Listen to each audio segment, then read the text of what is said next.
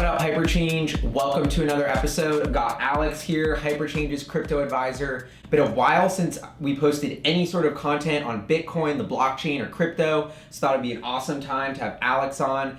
Just give us sort of a state of the blockchain. I got a couple questions lined up to ask him, so Alex, thanks for coming on. Thank you for having me. So let's just jump right into it. So the first thing I think is been on my mind and on everybody's mind. Let's start with Bitcoin. Yeah. You know, this has reached sort of a euphoria last year, going from like 1,000 to 20,000. This monster run. Now we've sort of come back to around $6,000 or $7,000 per Bitcoin. Yeah. Beyond the price decreasing, we've seen transactions per day. Sort of stabilized. They're about 200,000 per day, lower than they were about a year ago. Mm-hmm. Money sent on the Bitcoin network is about flat from where it was a year ago, down from the peak.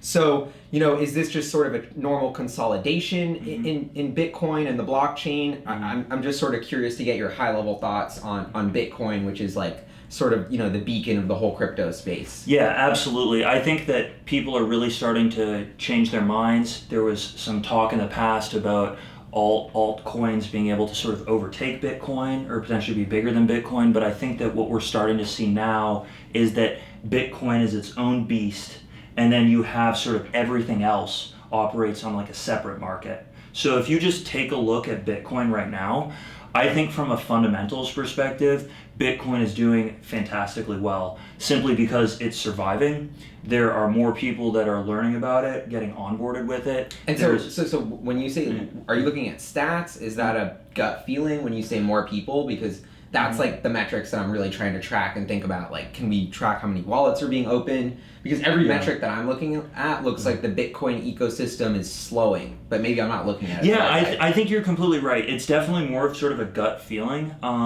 I think that next time we will see a bull run, you're going to basically have a much bigger group of people that will be like, oh man, I heard about this last time and I didn't do anything. And when there's another bull run, they'll be like, okay, I already had my Coinbase account set up, but let's say I never bought any Bitcoin with it. Now I'm ready to go.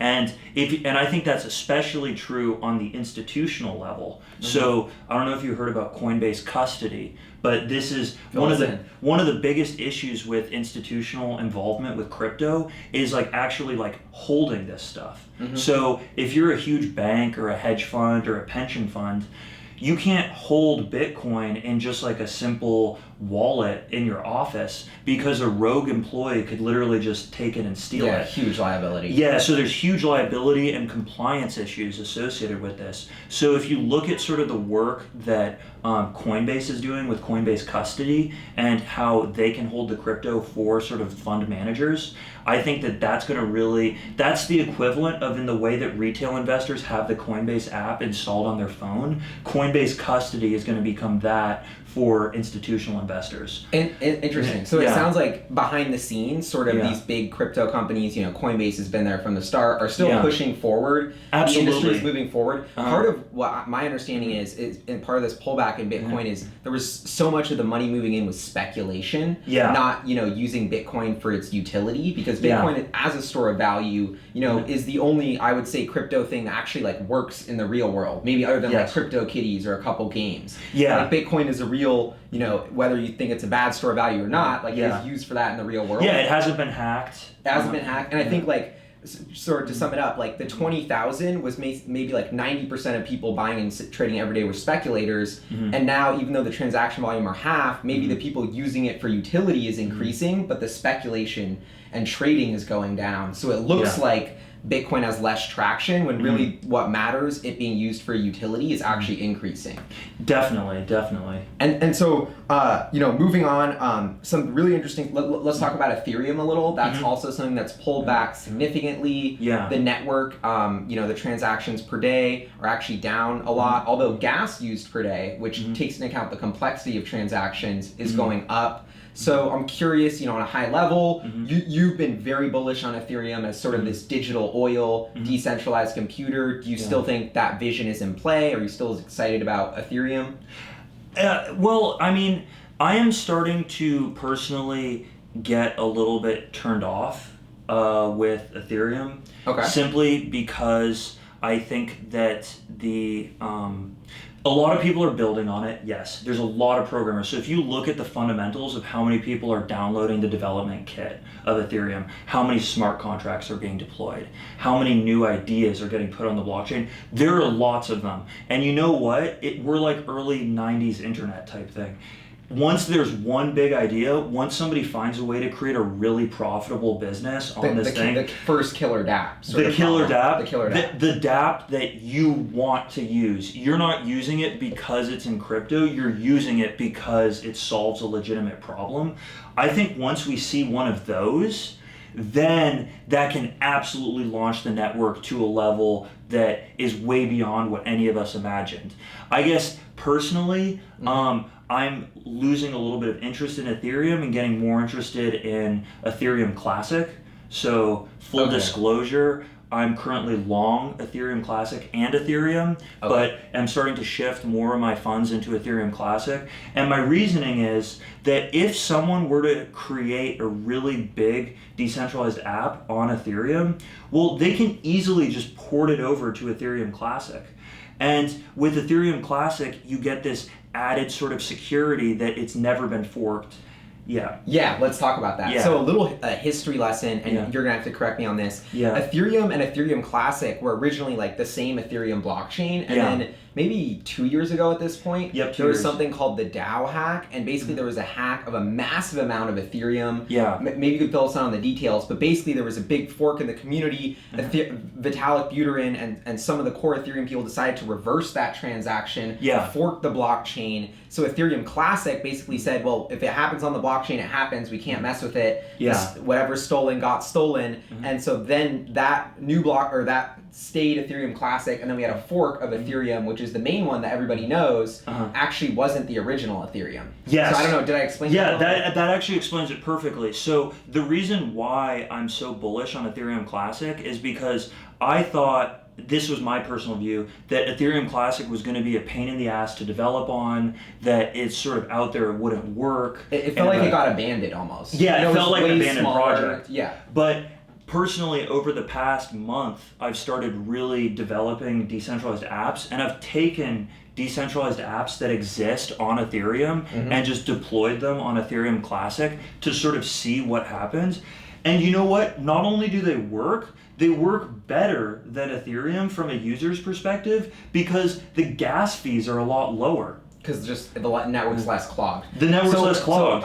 You brought up a really interesting point, though, which is you could port a successful dApp from Ethereum to Ethereum Classic. Now I'm wondering, couldn't you port that to another forked version of Ethereum later? And this sort of brings up a really interesting concept of like, the network's effects of Ethereum aren't as strong as we thought they were going to be if you could just copy that code to a new version of the ETH blockchain with less gas. So maybe touch on that briefly. Is that well, and I think that also, like, if you look at the Ethereum Classic's roadmap, and here's what I like so much about that community is I also thought that they were super hostile with Ethereum, that they're like, we don't want to talk with Ethereum, we don't like what Ethereum is doing.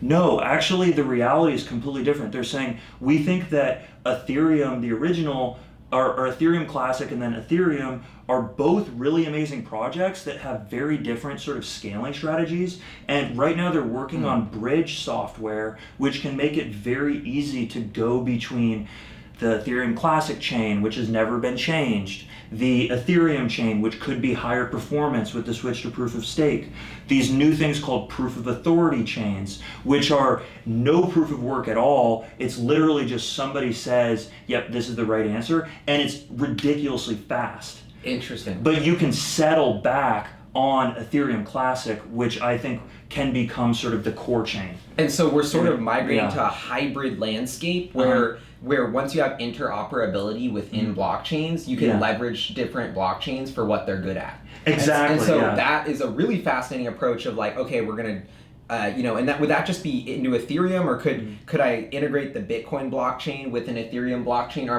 I feel like this is sort of like the 2.0 version of getting all these blockchains to talk to each other. You're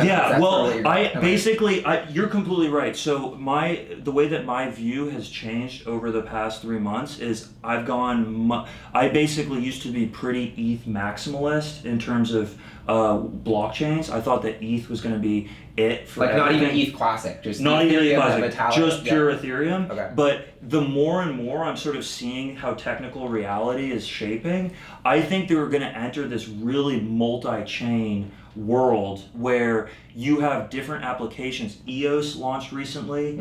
I personally am pretty short EOS myself. I think it's grossly overvalued for what it is. But basically you're going to have all of these blockchains that are all communicating with each other and use as a core blockchain as a settlement layer. Interesting. Yeah. And so, in taking a step back, for the people watching, this thesis of what crypto is, what public blockchains can be, are you more excited? Are you less excited about the disruption? Do you think we're still headed there? We're just sort of in a stealth build phase before the next bull run?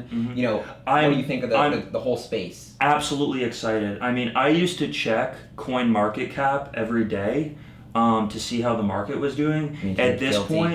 At this point, I'm so confident in the technology that's there that I don't even check it anymore. And you're just building. I'm just building. And I know a lot of other people are doing that. They don't even pay attention to the price. Love it. And I think that's sort of what taking a step, like from being a little bit removed from the space, not as a developer, I feel like this massive euphoria, excitement, billions of dollars are raised, nobody's building a software company overnight, they raised the billions, now they got to build the code, they got to make sure it works. We're in that phase now. Code on a system that people don't even really know fully what it's capable of. Yeah. So people don't even know how to leverage it properly. And so then maybe to end, like any any specific projects you're excited about, what are you working on? Maybe fill us in. So in terms of the most interesting projects out there, there's an Ethereum decentralized application that launched about 4 months ago called Proof of Weak Hands.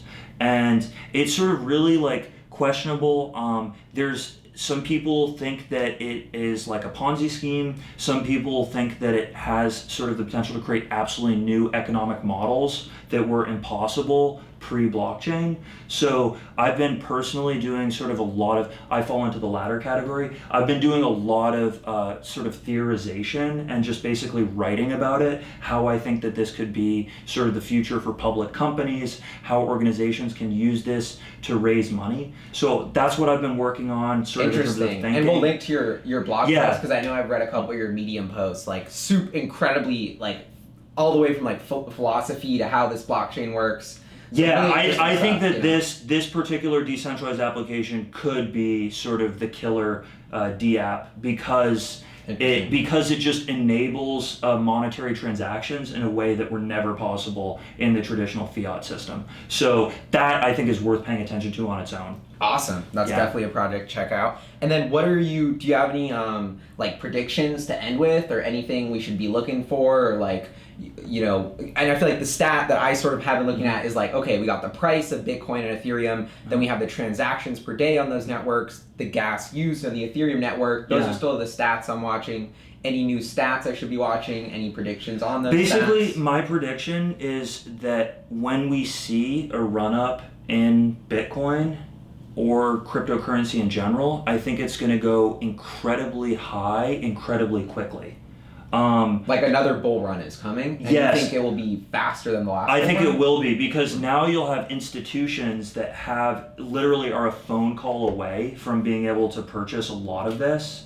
Awesome. Well, thanks for coming on, Alex. That wraps it up. Alex, full disclosure, Alex is long ETH Classic. Yeah. I'm long Bitcoin, Maker. We didn't even get to talk about that one. Yeah. Maybe another podcast. But yeah, thanks for coming on, Alex. We'll have to have you on again about another state of blockchain. Yeah. Anyway, let us know what you think in the comments below. Questions for Alex. Alex, I hope you're going to be hanging out in the comments too. Definitely. So we'll answer, what do you guys want to see more blockchain, crypto vids about? As usual, if you want to support the show, definitely check out our Patreon page, and we'll see you guys next time. Peace.